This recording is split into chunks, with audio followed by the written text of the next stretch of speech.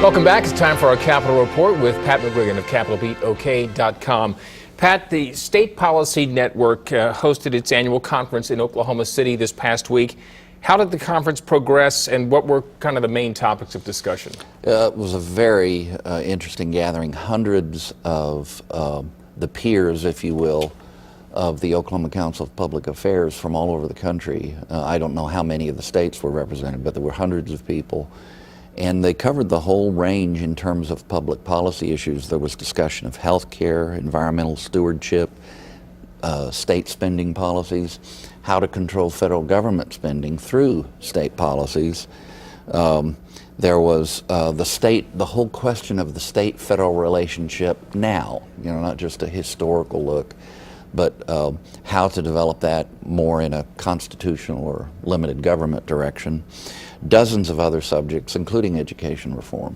You sat in on a panel on school choice. Tell us about that one. Yeah, that was fascinating. In fact, there was a whole afternoon on school choice, including a debate over Common Core, but I'm not going to get off on that right now. I just want to mention that the vibrancy of education choice, school choice around the country is really getting intriguing. Right now, there are 20,047 applicants for the existing program, which is ramping up, more so in Indiana.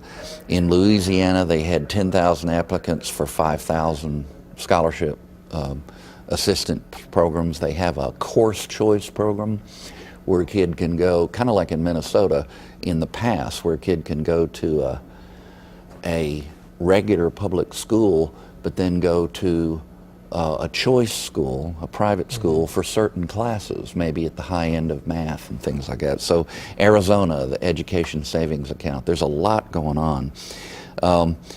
Then you flip the corner. Those states are all fairly prosperous, comparatively prosperous in the wake of the Great Recession. But you turn it around and look at Illinois, where the big discussion this year was how to come up with $600 million for their teacher retirement pension program for their current retirees. It's not even looking ahead to the future to try to address your unfunded liability, but dealing with your current teachers.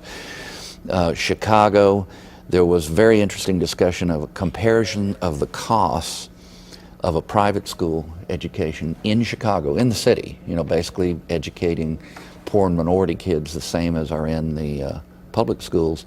It's $8,000 in the private schools, and it's $14,400 in the public schools, cost per kid. So those cost differentials and things like that pension number I mentioned are really contributing to a lot of thoughtful discussion. And across the political spectrum, just like here in Oklahoma City, there's a lot of analysts who would not necessarily fall where I fall on the political spectrum, who are reaching the conclusion, these charter schools, these choice programs for some of the private schools can benefit kids who need a better education. And so there's a lot of dynamism on that right now in America.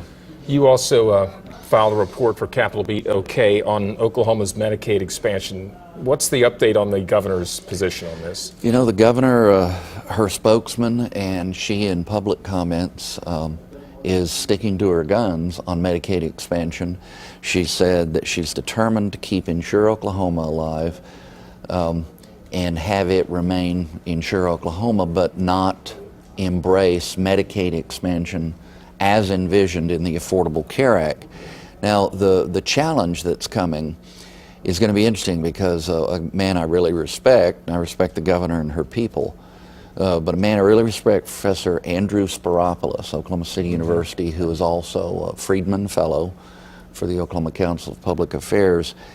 Andy's analysis is that the changes made in Insure Oklahoma for people at 100% of the poverty level and above, which is pushing those people into the federal marketplace where they'll be eligible for subsidies, which will be financed by federal debt, that those changes couldn't make President Obama's intention clearer. And that intention is, in Spiropoulos' words, we'll be happy to support your program, meaning Insure Oklahoma, so long as you change it to make it work like ours.